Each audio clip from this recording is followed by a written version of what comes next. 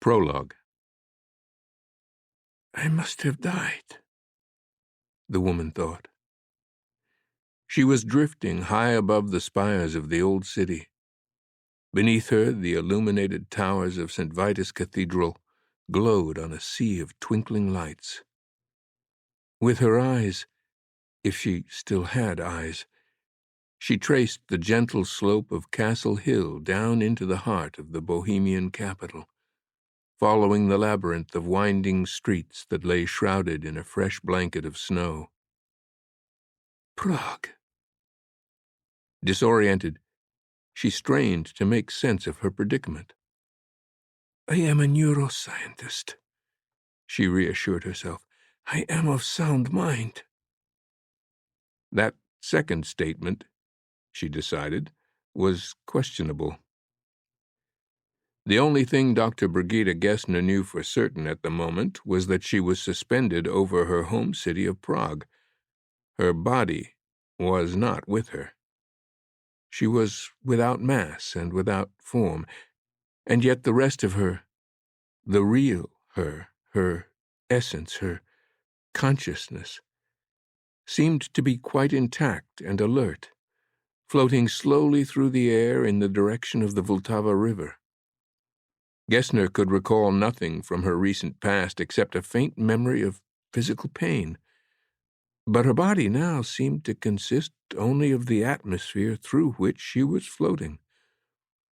The sensation was unlike anything she had ever experienced. Against her every intellectual instinct, Gessner could find only one explanation. "I have died. This is the afterlife." Even as the notion materialized, she rejected it as absurd.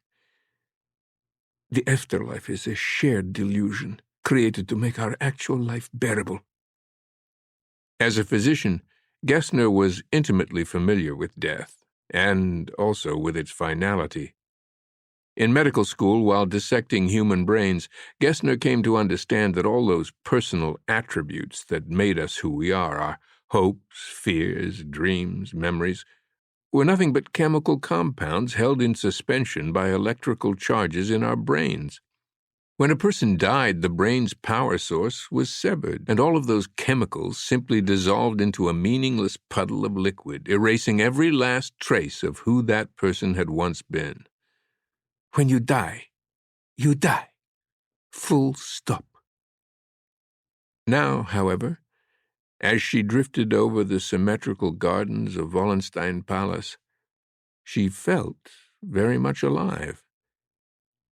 She watched the snow falling around her, or through her, and oddly she sensed no cold at all.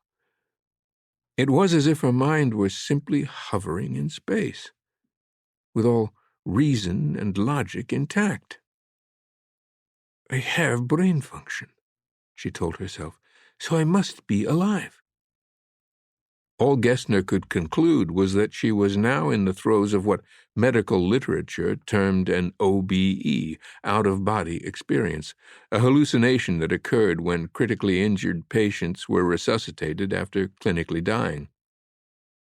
OBEs almost always presented in the same manner, the perception that one's mind had been temporarily separated from its physical body, floating upward and hovering without form. Despite feeling like real experiences, OBEs were nothing but imagined journeys, usually triggered by the effects of extreme stress and hypoxia on the brain, sometimes in conjunction with emergency room anesthetics like ketamine. "I am hallucinating these images," Gessner assured herself, gazing down at the dark curve of the Vltava River snaking through the city. But if this is an OBE, then I must be in the process of dying. Surprised by her own calm, Gessner tried to remember what had happened to her. I am a healthy 49-year-old woman. Why would I be dying?